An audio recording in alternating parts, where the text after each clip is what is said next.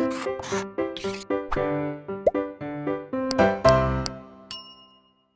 Students, मैं हर्षवर्धन, आपका विज्ञान टीचर। आप सभी लोगों का हमारे यूट्यूब चैनल ब्लूप्रिंट डिजिटल में स्वागत करता हूं। बच्चों, जैसा कि आप लोगों को पता है कि हम लोगों ने कक्षा 9 का अध्याय 2 क्या हमारे आसपास के पदार्थ शुद्ध हैं स्टार्ट कर दिया था, और आज यानी भाग 6 में हम लोग ये टॉपिक्स पढ़ेंगे जो है मिश्रण का प्रतिकरण। बच्चों, ये जो टॉपिक है हम लोगों ने लास्ट वीडियो में स्टार्ट कर दिया था, लेकिन इसकी जो दूसरी कंडीशन है, दूसरी स्थिति है ठोस और द्रव्य के मिश्रण का प्रतिकरण, वो हम लोग आज समझेंगे। जो पिछली वीडियो थी वहां पर दो ठोस के मिश्रण का प्रतिकरण हम लोगों ने पढ़ा था। आज की वीडियो में ठोस और द्रव्य के मिश्रण का प्रतिकरण पढ़ना है। तो इनको अलग अलग करने के लिए हमारे पास टोटल 6 कंडीशंस हैं, जो फिल्टरन द्वारा, अपकेंद्रीकरण द्वारा, वाष्पन द्वारा, क्रिस्टलन द्वारा, वर्णलेखन द्वारा और आस्वन द्वारा करी जाती हैं। अब इनमें से जो शुरू की 3 हैं यानी फिल्टरन द्वारा, अपकेंद्रीकरण द्वारा और वाष्पन द्वारा, वो हम लोग आज की वीडियो में पढ़ेंगे, और बाकी के जो है वो हम लोग अगली वीडियो में पढ़ेंगे। तो बच्चों, वीडियो स्टार्ट करने से पहले सभी बच्चे जिन ने हमारा चैनल को सब्सक्राइब नहीं करा है वो जल्दी से सब्सक्राइब कर दें, हमारी वीडियो को लाइक करें और अपने दोस्तों के साथ शेयर कर दें। तो बच्चों, आइए पढ़ते हैं हम लोग फिल्टरन द्वारा। तो बच्चों, अब बात करते हैं हम लोग ठोस और द्रव्य के मिश्रण का प्रतिकरण।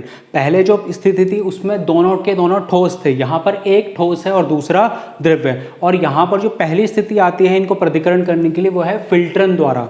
अब बच्चों, सबसे पहले हमें समझना है कि फिल्टर जो पेपर होता है, फिल्टर पत्र होता है, वो होता क्या है। तो फिल्टर पत्र एक विशिष्ट पत्र का गोल टुकड़ा होगा जिसमें बहुत सारे छेद होंगे, जिसमें पोर्स होंगे बहुत सारे छोटे छोटे, जो हमें खुद अपनी आंखों से दिखाई नहीं देते हैं, लेकिन इन छेदों से जो भी हमारा द्रव्य है वो बड़ी आसानी से निकल जाता है, और जो ठोस पदार्थ है वो उसके ऊपर ही रुक जाता है। तो अगर हम बात करते हैं फिल्टरन द्वारा, अगर हम मिश्रण को दो अलग अलग जो पदार्थ उससे मिलकर के बना है जिनसे वो, यानी कि एक ठोस और एक द्रव्य, उनको अलग अलग करना है, तो हमारा जो पहला तरीका होगा वो होगा फिल्टरन द्वारा। यानी एक छोटे से एक पेपर का टुकड़ा होगा जिसमें बहुत सारे सूक्ष्म जो है छिद्र होते हैं, जिनके द्वारा जो द्रव्य है वो तो बड़ी आसानी से निकल जाएगा, लेकिन जो ठोस है वो ऊपर ही रह जाता है। अब बच्चों, यहाँ पर 2 टर्म्स हैं, 2 छोटे छोटे शब्द आते हैं, उनका भी अर्थ हमें समझना है। तो अविष्ट या अवशेष, जैसे हम इंग्लिश में बोलते हैं रेसिड्यू, तो जो फिल्टर पत्र पर बचा रहेगा, एक ठोस पदार्थ, जब हम लोग फिल्टर पेपर के द्वारा उस मिश्रण को निकालते हैं तो जो द्रव्य था, लिक्विड था, वो तो चला गया, लेकिन जो ठोस है वो तो उस पेपर पर ही बच गया, तो उसको हम क्या बोलते हैं, अवशेष या अवशिष्ट, यानी कि रेसिड्यू। और जो द्रव्य जो पास हो गया, उसमें से निकल गया उस फिल्टर पत्र द्वारा, उसको हम बोलते हैं फिल्ट्रेट या फिल्ट्रेट। क्लियर? तो जो द्रव्य निकल गया उसको फिल्ट्रेट, और जो बच गया उसको अवशेष। क्लियर? अब बच्चों, अगर मैं बात करता हूँ फिल्टर पत्र की, तो ये इस तरह से एक गोला होगा, एक गोल पत्र होगा, जिसको अगर मैं पहले मोड़ दूँ, यानी इसको मैंने हाफ मोड़ दिया, तो इस तरीके से बन जाएगा वो हमारा। अब इसको भी मैं वापस से मोड़ दूं, यानी दूसरा मोड़ दूं, तो वो इस तरीके से बन जाएगा। अब अगर हम लोग इसको कोन की शेप में देखते हैं तो हमारा जो फिल्टर पत्र होता है वो तैयार हो गया है। हम लोग यहाँ से अब फिल्टर कर सकते हैं मिश्रण को, जिसमें क्या होगा, जो ठोस पदार्थ था वो रुक जाएगा और जो द्रव्य पदार्थ था वो निकल जाएगा। क्लियर? तो जब भी हम लोग बात करते हैं दो ठोस और वो एक ठोस और एक द्रव्य के मिश्रण को प्रतिकरण करने के लिए, तो सबसे पहली जो स्थिति आती है वो है फिल्टरन द्वारा हम लोग उसको अलग अलग कर सकते हैं। अब बच्चों, हम लोगों को यहाँ पर ठोस और द्रव्य के मिश्रण को प्रतिकरण करना है, यानी अलग अलग करना है, और वो भी किसके द्वारा, फिल्टरन पत्र द्वारा। अब वो कैसे करेंगे, हम लोग एग्जाम्पल लेते हैं। सपोज एक हम लोगों को एक ठोस पदार्थ है और एक द्रव्य पदार्थ, और इनको अलग अलग करना है, तो हम लोग यहाँ पर इस्तेमाल क्या करते हैं, कांच की जड़ को इस्तेमाल करते हैं, ताकि जो हमारा मिश्रण है वो धीरे धीरे उस पर जाए, फिल्टर पत्र पर। तो यहाँ से हम लोगों ने अविलेय, ठोस और द्रव्य मिश्रण। अब यहाँ पर अविलेय का मतलब क्या है कि यहाँ पर ठोस और जो द्रव्य है वो आपस में घुले नहीं हैं। अगर वो घुल जाएंगे तो वो फिल्टर पत्र के द्वारा तो दोनों के दोनों ही निकल जाएंगे। अब यहाँ पर फिल्टर पत्र के द्वारा अगर हम उनको अलग अलग कर रहे हैं तो यहाँ पर उनका घुलना आवश्यक नहीं है। यहाँ पर वो हमेशा बिना घुले ही मिश्रण तैयार होना चाहिए। तो ठोस और द्रव्य का मिश्रण तो हो, लेकिन आपस में वो घुले नहीं हो, आपस में मिले नहीं हो अच्छे से, वो हमेशा कैसे हो, अविलेय हो, इनसॉल्युबल हो। तो जैसे ही हम लोग इस कांच की जड़ के द्वारा वो मिश्रण को डालेंगे फिल्टर पत्र पर, तो जो ठोस पदार्थ होगा जो कि घुला नहीं था किसमें, द्रव्य में, वो हमें यहीं पर इकट्ठा हो जाएगा। और जो बाकी का जल था वो कहाँ पर आ जाएगा, नीचे बीकर में, और वो कैसा होगा, एकदम स्वच्छ होगा। तो हम लोग बोल सकते हैं कि फिल्टरन पत्र द्वारा यानी फिल्टर के इस पत्र द्वारा हम लोगों ने ठोस और द्रव्य को अलग अलग कर दिया जो आपस में कैसे थे, अविलय थे। ठीक है, तो हम लोग ठोस और द्रव्य को जो पहला स्थिति थी फिल्टरन, वो हम लोगों ने समझा। अब यहाँ पर हम लोगों को एक उदाहरण और समझना है बच्चों, वो है चौक और जल का मिश्रण।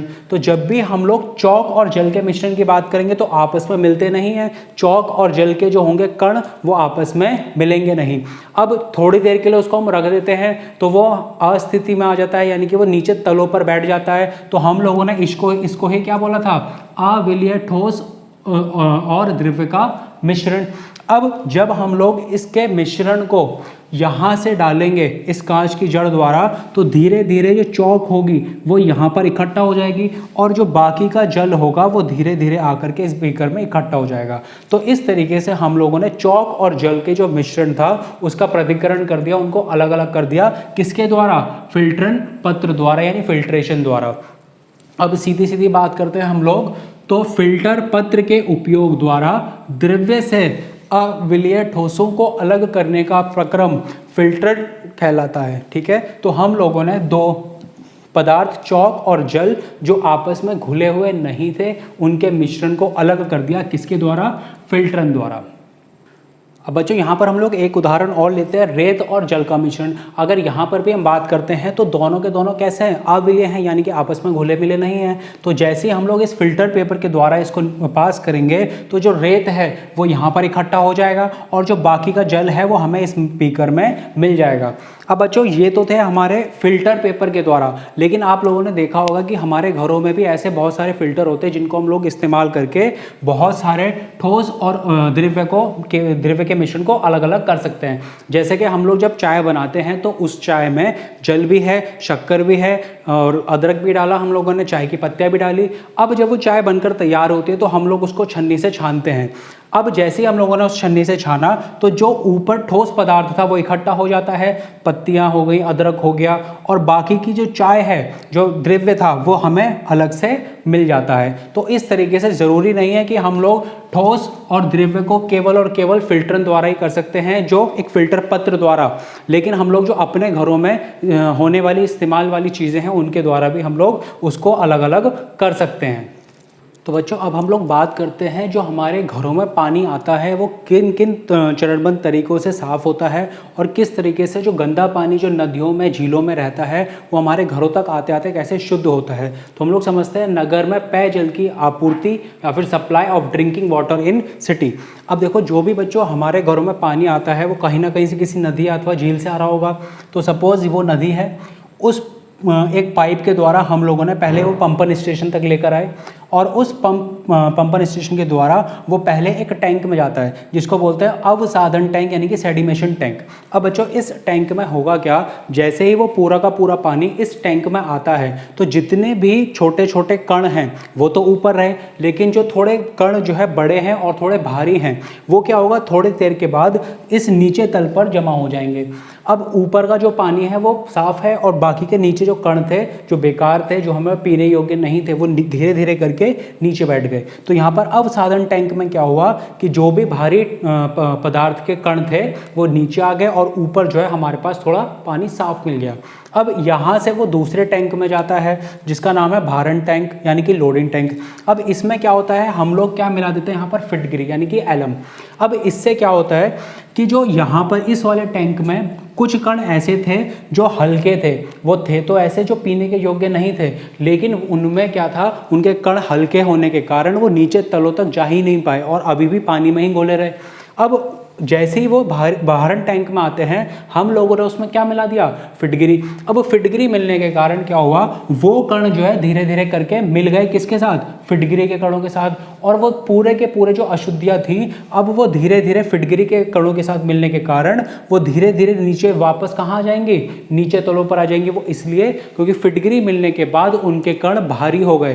पहले यहाँ पर तो क्या थे, हल्के थे, लेकिन फिटगिरी मिलने के बाद वो कण भारी हो गए और वो नीचे आकर के जमा हो गए। तो यहाँ पर भारण टैंक में हम लोगों ने क्या मिलाई, फिटगिरी। अब यहाँ से वो जाएगा कहाँ पर, फिल्ट्रेशन टैंक में। अब बच्चों यहाँ पर हम लोग जो है 3 परतें होती हैं, 3 लेयर्स होती हैं इस वाले टैंक में। वो पहली होगी महीन रेत जो बहुत ही हल्की हल्की होगी, बहुत जिसके कण जो है बहुत छोटे होंगे। फिर आएगी मोटी रेत जिसके कण थोड़े से बड़े होंगे, और सबसे आखिरी में आएगी रेत ग्रेवल जिसके जो कण हैं वो बहुत बड़े बड़े होंगे। तो इस तरीके से जो पानी है पूरा का पूरा वो इन 3 परतों से होकर गुजरेगा, तो जितनी भी उसमें अशुद्धियाँ थी वो हट जाएंगी वहाँ से, और धीरे धीरे जो है हमारा पानी जो है पहले से और ज़्यादा साफ़ हो जाएगा। तो ध्यान रखिएगा, फिल्ट्रेशन टैंक में हमारे पास 3 लेयर होती हैं, 3 परतें होती हैं, महीन रेत, मोटी रेत और आखिरी रेत ग्रेवल। और यहाँ से धीरे धीरे जब हमारा जो पानी है वो गुजरता है तो और उसकी अशुद्धियाँ हट जाती हैं। अब यहाँ से दूसरा आगे लेके जाते हैं हम लोग उसे क्लोरिनेशन टैंक यानी क्लोरीनी टैंक में। अब यहाँ पर हम लोग उसके साथ क्या मिलाएंगे, क्लोरीन मिला दिया, तो जितने भी जर्म्स बैक्टीरिया होते हैं वो सारे के सारे मर जाते हैं। अब यहाँ पर हमारा जो पानी है वो और भी ज़्यादा साफ़ हो गया है। अब वो पानी कैसा हो गया हमारा, एक तरह से देखा जाए तो पीने योग्य हो गया है। तो देखो, जो भी हमारी नदी या झील थी वहाँ से हम लोग कैसे लेकर आए, पंपन स्टेशन के द्वारा। सबसे पहले अवसादन टैंक में, फिर भारण टैंक में, जहाँ पर हम लोगों ने उसे क्या मिलाई, फिटकरी। फिटकरी मिलने के कारण जो मिट्टी थी या मिट्टी के कण थे या जो ऐसे पदार्थ थे जिनके कण हल्के थे और वो नीचे तलों तक नहीं जा रहे थे, उनमें फिटकरी मिलने के कारण वो भारी हो गए और नीचे आ गए। फिर उनको लेकर आए फिल्ट्रेशन टैंक में, जहाँ पर 3 लेयर थी, 3 परतें थी, महीन रेत, मोटी रेत और रेत ग्रेवल। वहाँ से हम लोग उसे लेकर गए क्लोरीनी टैंक में, जहाँ पर हम लोगों ने उसे क्लोरीन में मिला दिया, और उसके कारण क्या हुआ, जितनी भी अशुद्धियाँ थी वो सारी की सारी चली गई। अब यहाँ से हम लोग वापस से पंपन स्टेशन द्वारा उसे कहाँ पर ले जाएंगे, जल संग्रह टंकी। आप लोगों ने देखा होगा कि टंकी होती है जहाँ पर बहुत सारा पानी इकट्ठा होता है, तो वहाँ पर हम लोग पंपन स्टेशन द्वारा पानी को जमा कर देंगे, जहाँ से वो धीरे धीरे करके हमारे घरों तक आता है। तो बच्चों, इस तरीके से हम लोग जो भी हमारा जल है वो उस जो नदियों में या झीलों में था वो अशुद्ध था और हमें पीने योग्य नहीं था, तो हम लोगों ने उसे एक एक चरणबद्ध तरीके से शुद्ध करा और धीरे धीरे अपने घरों में ला करके हम लोग उसे पी पाए। अब बच्चों, बात करते हैं हम लोग ठोस और द्रव्य के मिश्रण को पृथक्करण करने के लिए दूसरे तरीके की, यानी कि अपकेंद्रीकरण द्वारा पृथक्करण। अब यहाँ पर क्या होगा बच्चों, जो भी हमारे पास मिश्रण होगा उसको हम लोग एक हाई रोटेशन पर, एक हाई स्पीड पर घुमाएंगे, ठीक है। और उसमें क्या होगा, अपकेंद्रीकरण के कारण जो भी हमारे पास पदार्थ होगा, जो भारी वाला पदार्थ होगा वो नीचे आ जाएगा और जो ऊपर होगा वो एक हल्का पदार्थ रह जाएगा। इसको समझते हैं एक बार। अपकेंद्रीकरण का मतलब क्या है, द्रव्य से पदार्थ के निलंबित कणों को पृथक करने की एक विधि है। यानी कि जब हम लोग ठोस और द्रव्य को अलग अलग करेंगे तो उसके लिए भी हम लोग क्या यूज़ करते हैं, अपकेंद्रीकरण यूज़ करते हैं। अब जिसमें मिश्रण को अपकेंद्रित में उच्च वेग यानी कि बहुत ज़्यादा हाई स्पीड पर से घूर्णित किया जाता है, यानी कि उसे घुमाते हैं। अब जैसे ही हम लोग उस मिश्रण को तेजी से घुमाएंगे अपकेंद्रीकरण के द्वारा, तो उस मिश्रण पर तेजी से चारों ओर घूमन करता है और उस पर भारी निलंबित कण, जितने भी हमारे भारी निलंबित कण होंगे उन पर एक क्या लगेगा, एक बल लगेगा, जिसके कारण वो उस बरख नली में नीचे तल पर इकट्ठा हो जाएंगे। ध्यान रखिएगा, जब भी हम लोग अपकेंद्रीकरण की बात करेंगे तो जो हमारा मिश्रण है जिसमें द्रव्य और ठोस दोनों ही मौजूद हैं, ठोस भी और द्रव्य भी, तो उसके मिश्रण को जैसे ही हम लोग अपकेंद्रीकरण करते हैं यानी तेज रोटेशन पर, स्पीड पर घुमाते हैं, तो जो भारी कण होंगे उन पर एक बल लगेगा, जिसके कारण वो जो टेस्ट ट्यूब है यानी जो बीकर है उसमें वो नीचे आकर के बैठ जाएंगे, और जो जल होगा जो शुद्ध है वो हल्का है तो वो ऊपर रह जाएगा। तो इस तरीके से हम लोगों ने अपकेंद्रीकरण द्वारा दोनों को अलग अलग कर दिया। अब एक एग्जाम्पल अगर मैं लेता हूँ तो चीनी मिट्टी और जल का मिश्रण अगर हम लोग लेते हैं तो होगा क्या कि जो परख नली है उसके जो नीचे तल पर है वो चीनी मिट्टी के कण बैठ जाएंगे जैसे हम उसे तेजी से घुमाएंगे, और जो ऊपर है वो स्वच्छ जल हमको मिल जाएगा। तो ध्यान रखिएगा बच्चों, अपकेंद्रीकरण में कुछ नहीं है। जैसे हम लोग वॉशिंग मशीन में कपड़े सुखाते हैं, वो किसका एग्जाम्पल है, अपकेंद्रीकरण का। उसमें तेजी से घुमाते हैं और हमारे कपड़े सूखने लग जाते हैं। उसी तरीके से जैसे हमारी मिक्सी में तेजी से हम लोग घुमाते हैं, तो वही कारण क्या बनेगा यहाँ पर अपकेंद्रीकरण का, ठोस और द्रव्य को अलग अलग करने के लिए। जैसे हम उसे तेजी से घुमाएंगे तो जो भी उसमें भारी मात्रा में या जो बड़े बड़े कण होंगे जो भारी होंगे वो नीचे तलों पर आ जाएंगे और बाकी के जो स्वच्छ होंगे जो हल्के होंगे वो हमें ऊपर मिल जाएंगे। तो हमारे पास दूसरा तरीका क्या आ गया, अपकेंद्रीकरण। बच्चों बात करते हैं हम लोग एक और उदाहरण की, दूध से क्रीम का पृथक्करण। अब ये भी कौन सा हमारे पास अपकेंद्रीकरण के द्वारा ही हम लोग इसको पृथक्करण करेंगे। अब होगा क्या, जब हम लोग दूध को अत्यंत उच्च वेग पर घुमाते हैं तो वहाँ पर जो दूध था वो दो चीज़ों में बदल गया, एक क्रीम और एक मक्खनिया दूध यानी कि स्किम्ड मिल्क। अब होता क्या है, जैसे ही हम लोगों ने उसको तेज़ी से घुमाया, अब जो क्रीम थी वो हल्की होने के कारण मक्खनिया दूध के ऊपर आ गई और यहाँ से हम लोगों ने क्या करा, अपकेंद्रीकरण द्वारा दोनों को अलग अलग कर दिया, यानी दूध को क्रीम और स्किम्ड मिल्क में चेंज कर दिया, यानी कि पृथक्करण कर दिया।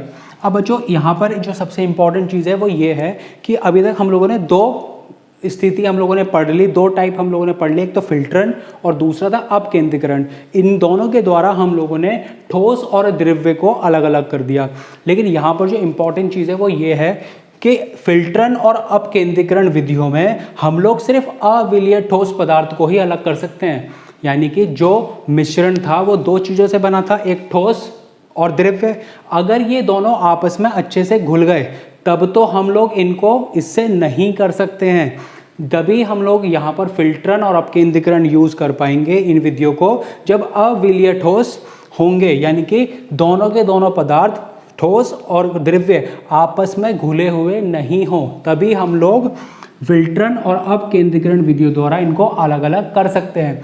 अगर ये ऐसे हो गए कि दोनों के दोनों ठोस और द्रव्य पदार्थ आपस में मिल गए, विलय हो गए, तब हम लोग कुछ अलग विधि इस्तेमाल करेंगे, जो कौन कौन सी होगी, वाष्पन, क्रिस्टलन, आसवन आदि। ये हम लोग अभी आगे वीडियोस में पढ़ेंगे। तो ध्यान रखना, जब भी हम लोग ठोस और द्रव्य के मिश्रण की बात करते हैं तो हमने 6 प्रकार पढ़े थे। उनमें से पहला था हमारे पास फिल्टरन और अपकेंद्रीकरण दूसरा। तो इन दोनों को जब हम लोग इस्तेमाल करेंगे ठोस और द्रव्य को अलग अलग करने के लिए, तभी कर सकते हैं जब ये दोनों के दोनों आपस में अविलीय हों, यानी कि मिले हुए ना हो। अगर ये दोनों पदार्थ आपस में मिल जाएंगे तब हम लोग यहाँ पर ये विधियाँ यूज़ नहीं कर सकते। अगर वो दोनों के दोनों मिल गए तब हम लोग कौन कौन सी विधियाँ यूज़ करेंगे, वाष्पन, क्रिस्टलन, आसवन आदि। ये हम लोग अभी आगे वीडियोज़ में पढ़ेंगे।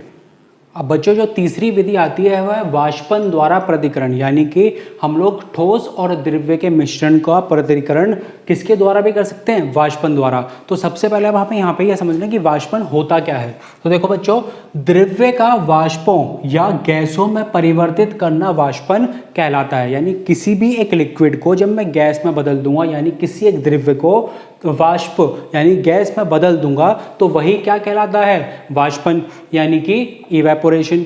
अब इसका हम लोग कैसे इस्तेमाल कर सकते हैं किसी एक ठोस पदार्थ को और एक द्रव्य पदार्थ को अलग अलग करने के लिए। देखो जो बच्चों, जो भी द्रव्य पदार्थ होता है, जैसे जल है या कोई भी और द्रव्य पदार्थ हो, तो जब हम लोग उसको गर्म करते हैं तो वो किस में बदल जाएगा, भाप में, यानी कि वाष्प या गैस में। अब वो आसानी से जब बदल जाएगा तो उड़ गया, जो पानी था वो सीधा सीधा गायब हो गया और हमारे पास क्या बच गया, सीधा सीधा ठोस पदार्थ बच गया। तो हम लोग इन दोनों के मिश्रण का पृथक्करण करने के लिए वाष्पन की विधि का भी इस्तेमाल करते हैं। अब देखो, वाष्पन ठोस पदार्थ जो जल या अथवा कोई अन्य द्रव्य भी हो में विलय करता है को पृथक करने के लिए उपयोग किया जाता है। क्लियर। अब यहाँ पर हम लोग एक वाष्पन का एग्जाम्पल समझते हैं। मान लो हमारे पास साधारण नमक यानी कि लवण और जल को हम लोगों ने मिलाकर एक मिश्रण तैयार कर दिया। अब जैसे ही मैं इसको गर्म करूंगा तो क्या होगा, जो जल था वो वाष्प हो जाएगा, गैस में कन्वर्ट हो जाएगा और हमारे पास सीधा सीधा क्या बच जाएगा, लवण यानी कि साधारण नमक। अब इसको समझते हैं हम लोग एक बार उदाहरण को, कि हम लोगों ने बीकर में क्या लिया, जल और साधारण नमक का मिश्रण, और हम लोगों ने नीचे से उसको हीट करा, गर्म करा। तो गर्म करने पर जल क्या हो गया, वाष्पित हो गया, यानी कि गैस में कन्वर्ट हो गया और हमारे को क्या मिल गया, सीधा सीधा बीकर में क्या बच गया, साधारण लवण बच गया। तो हम लोग ये बोल सकते हैं कि जो वाष्पन की विधि है उसको हम लोगों ने ये निष्कर्ष निकाल सकते हैं कि जल आसानी से वाष्पित हो जाता है, गैस में बदल जाता है गर्म करने पर, और बाद में हमें क्या मिल जाता है, केवल ठोस पदार्थ। तो इस प्रक्रिया के कारण हम लोग पूरे के पूरे ठोस और द्रव्य के मिश्रण को पृथक्करण कर सकते हैं। किसके द्वारा? वाष्पन द्वारा। क्लियर हो गया बच्चों? अब बच्चों यहाँ पर हमारे पास दो इंपॉर्टेंट पॉइंट्स हैं, वो हम लोगों को समझने हैं कि जब भी हम लोग वाष्पन की बात करते हैं तो जब हम लोग वाष्पन करेंगे किसी भी एक मिश्रण का तो हमें ठोस पदार्थ मिल जाएगा और द्रव्य पदार्थ जो है वो वाष्प हो गया। तो जो ठोस पदार्थ था जब हम लोगों ने वो मिश्रण बनाया था तो वो उसमें अगर कोई अशुद्धियाँ थी, अगर जो हम लोगों ने मिश्रण बनाया है और उसमें जो ठोस पदार्थ था वो किसी अशुद्धियाँ से मिलाकर के बना है, तो जब हम लोग वाष्पन करेंगे और वापस से वो हमें पदार्थ मिलेगा ठोस पदार्थ, तब भी उसमें वो अशुद्धियाँ प्राप्त होंगी। ध्यान रखिएगा, जब हम लोगों ने एक ठोस पदार्थ और द्रव्य पदार्थ को मिलाकर के एक मिश्रण बनाया और अब हम लोग उसका पृथक्करण कर रहे हैं, किसके द्वारा? वाष्पन द्वारा, तब भी अगर हमें जो ठोस पदार्थ था उसमें अशुद्धियाँ पहले से थी तो वाष्पन के बाद भी उसमें वो अशुद्धियाँ प्राप्त होंगी। ये ध्यान रखिएगा, वो हमेशा अशुद्धियों को रखेगा, वो उनको हटाता नहीं है। कौन? वाष्पन द्वारा हम लोग वो अशुद्धियों को वापस से प्राप्त कर लेंगे। लेकिन अगर ऐसे ही हम लोग बात करते हैं विधि की, कौन सी? क्रिस्टलन विधि की, तब अगर कोई एक ठोस पदार्थ था जो अशुद्धियों के कारण मिश्रण बनाता है लेकिन बाद में अगर हम उसे पुनः वापस पृथक्करण करने के बाद प्राप्त करेंगे क्रिस्टलन मेथड से या क्रिस्टलन विधि के द्वारा, तब वहाँ पर कोई भी अशुद्धियाँ नहीं होंगी। ध्यान रखिएगा, जो वाष्पन है वो अशुद्धियों को नहीं हटा पाता है, लेकिन जो क्रिस्टलन विधि है वो उन अशुद्धियों को ठोस पदार्थ में से हटा देता है। तो ये ध्यान रखने वाली बात है। अब आगे के जो हमारे विधियां हैं वो हम लोग अगली क्लास में पढ़ेंगे। आज की वीडियो के लिए इतना ही। जाने से पहले मैं सभी से निवेदन करूंगा कि अगर आपको ये वीडियो अच्छी लगी हो तो हमारी इस वीडियो को लाइक करें, अपने दोस्तों के साथ शेयर करें और हमारे चैनल को जल्दी से जल्दी सब्सक्राइब कर लें ताकि आपको जितनी भी हमारी वीडियोज़ हैं वो भी मिलती रहें। तो बच्चों, मिलते हैं हम लोग अगली वीडियो में। Thank you.